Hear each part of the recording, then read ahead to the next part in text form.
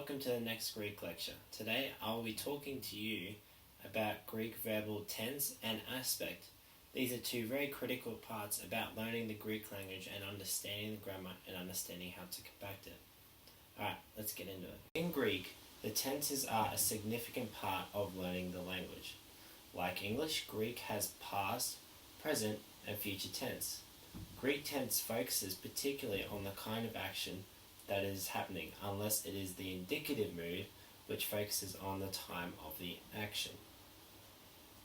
At its core, the Greek language still has three main tenses: past, present, and future, but the tenses are broken up into 7 tenses to help grasp the when and the who it is happening to.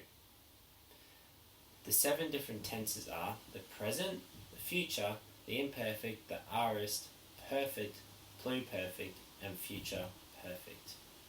Here is some examples of this happening. So for example, we have the present tense. The appropriate word would be I love, right?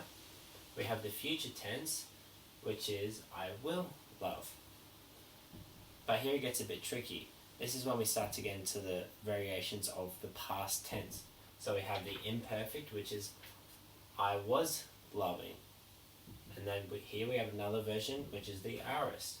I was loved. So the aorist is a little bit different in that it's not an event that transpires into the future, but it stays in the past.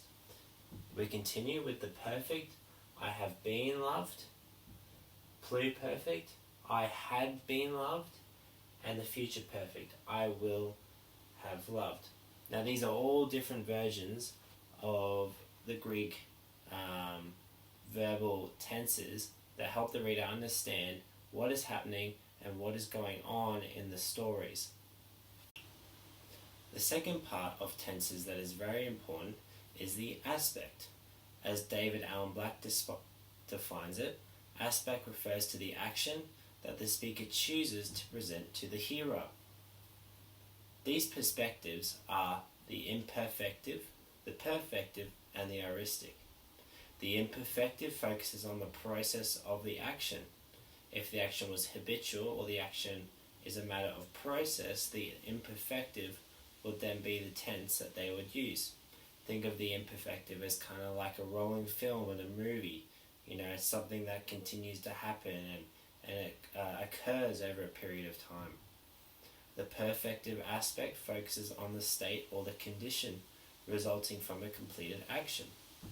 The aoristic aspect focuses on the verbal idea in its entirety. The aoristic is also complex, as it does not state whether something is happening in the present.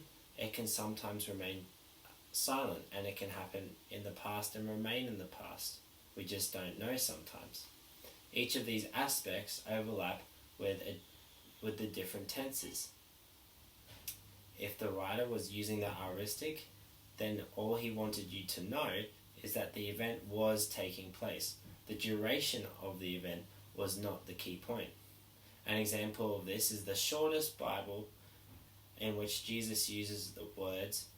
writer uses the words, Jesus wept. It doesn't matter how long he wept for. All the author wanted us to know is that he wept. For example, compare the imperfective and aoristic and perfective examples. An aoristic perspective would say something like this: I studied theology. An imperfective perspective would say, I was studying theology. Notice an event that happened in the past and stayed in the past, didn't travel on to now. The perfective perspective is I have studied theology. Again, another form in which it takes.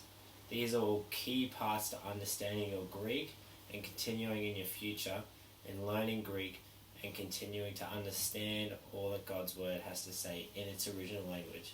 I wish you all the best due to Greek studies. Goodbye and shalom.